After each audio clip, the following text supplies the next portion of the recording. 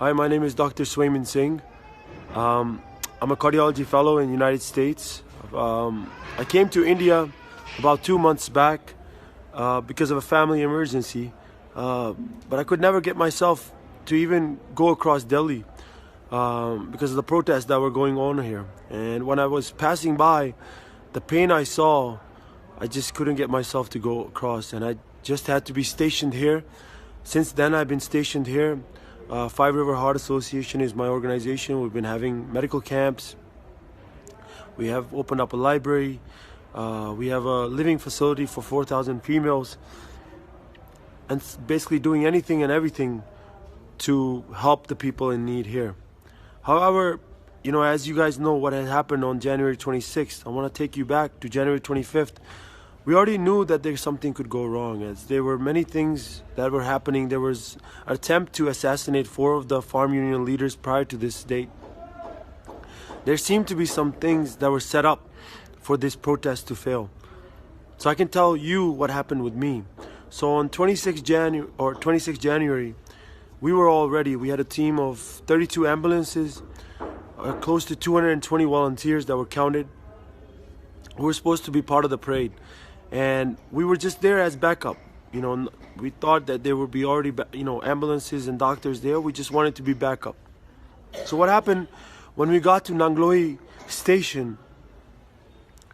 People came to us. They're like, "Oh, go across the barricade.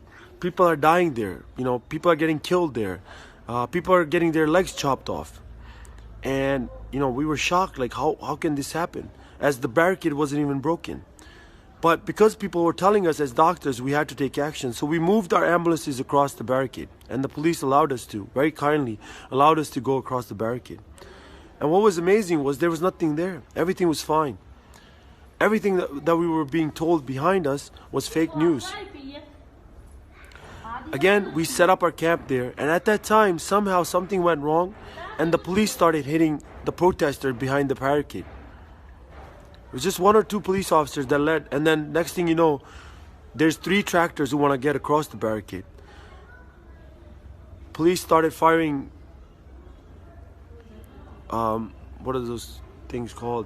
They fire in the air to break up the crowd, smoke bombs or whatever. But instead of firing it on, up, they fired it at the faces of the people. And this face, I couldn't never forget. His face was hit, literally blanked from the side. He had a John Deere tractor. He ran over the barricade after being hit. I think he was confused. That hurt a lot of police officers. So next thing you know, we had to set up a field hospital there where we're treating police officers, injured farmers, CRPF personnel. No doctor from the government was there. No ambulance from the government was there. Our team was suturing up police officers, suturing up these personnel, putting IV lines, injections. And farmers, CRPF police officer, we didn't see any difference. To us, they were all humans. As doctors, it was our duty to serve. But what was amazing was, after about an hour, 90 minutes of us doing what we were doing, somebody took notice, and next thing you know, a group of 10 to 15 police officers rushed towards where we were, and these started hitting these 2 guys with sticks who came from the same side as they were. And hitting them, they started hitting us. Hit us brutally. The images are shocking. You can see some of the videos that were recorded in people who were there. Sadly, we didn't have a camera. We didn't have anything to record anything. All videos came from people who were there, standard bystanders.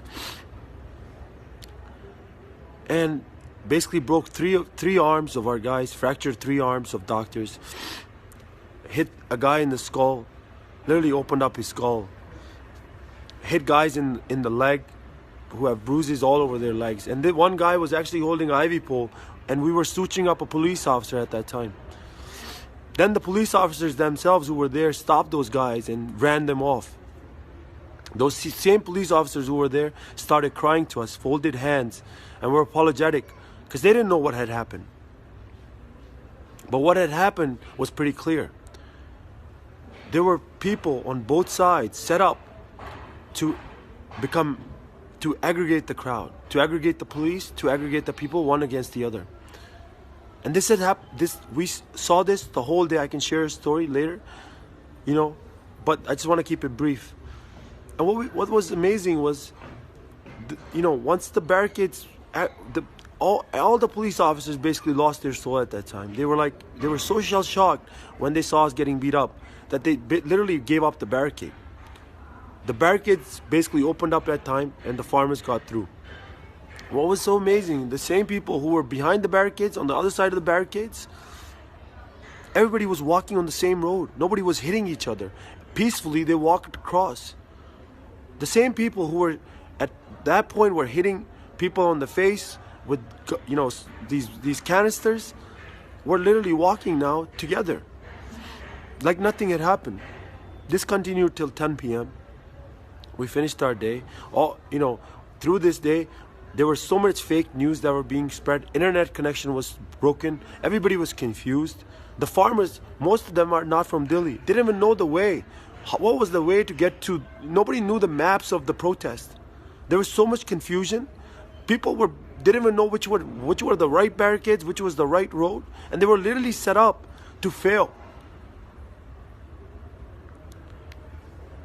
I can tell you great details on what we saw from the front lines because we were at every barricade. Once the barricades were broken, we would go to the next barricade because we knew that's where we had to serve. But the pain was seeing our brothers, our police officers, our CRPF.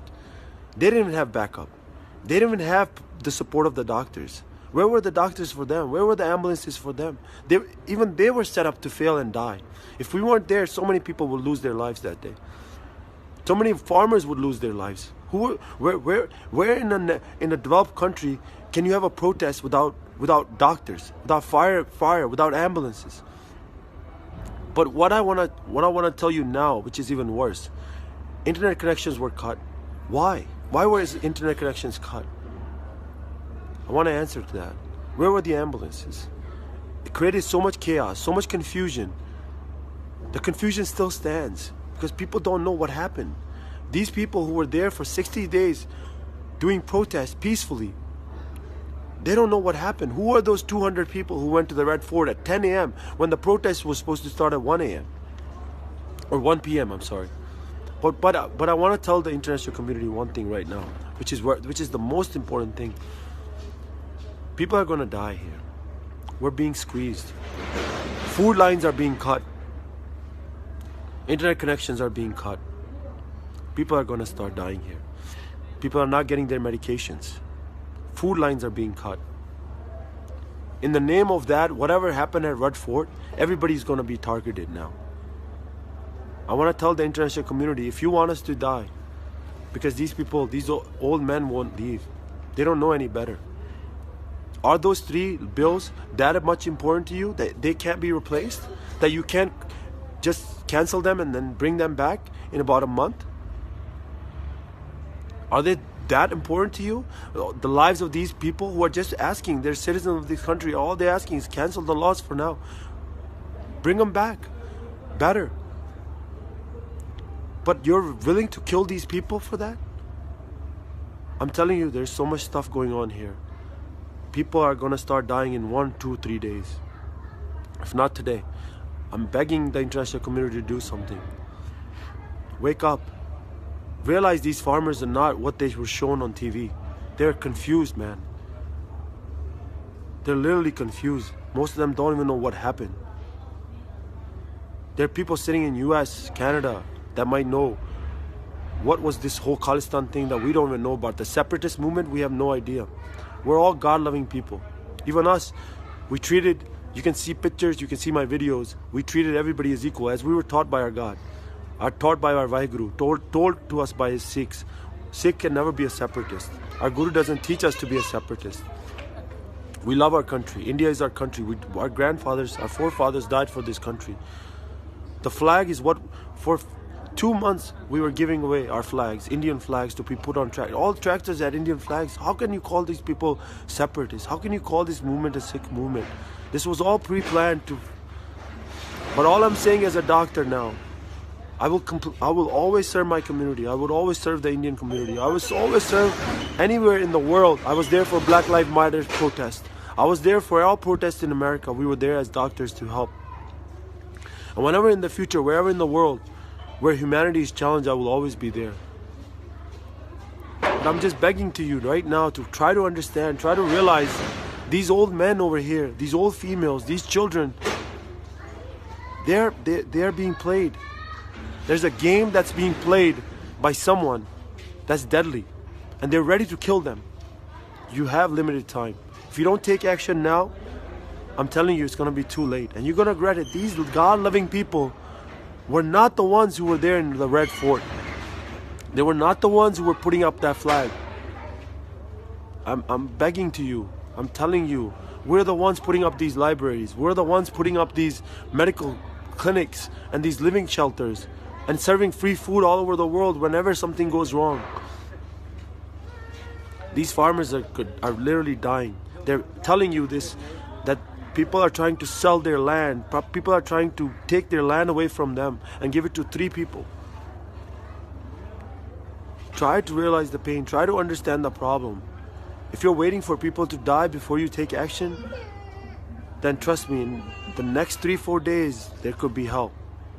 I'm begging the international community to take action. I'm begging the international media. I'm begging the international politicians. Whenever you needed them, Sikhs were always there. Farmers from India were always there to help. This is your time. Don't let these people down. People will die. I'm telling you, people will die. The plans that we are hearing of how things are being squeezed, how food lines are being cut, water is being cut. As a doctor, this is devastating for humanity.